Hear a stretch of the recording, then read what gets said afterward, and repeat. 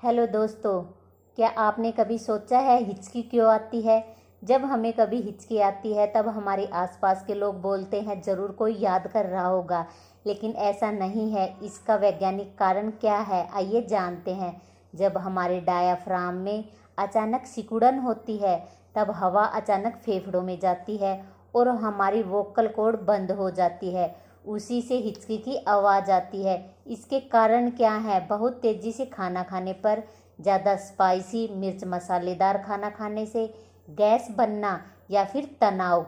हिचकी आने पर क्या करें? उपाय: धीरे धीरे पानी पिए, आगे की ओर झुककर, सांस रोककर 10 तक गिनती गिने और फिर सांस छोड़ दे। ध्यान भटाने के लिए गहरी सांस ले। ज़्यादातर हिचकी कुछ मिनटों में अपने आप बंद हो जाती है, लेकिन अगर हिचकी बहुत लंबे समय से नहीं रुक रही तो ज़रूर डॉक्टर से संपर्क करें। बाय।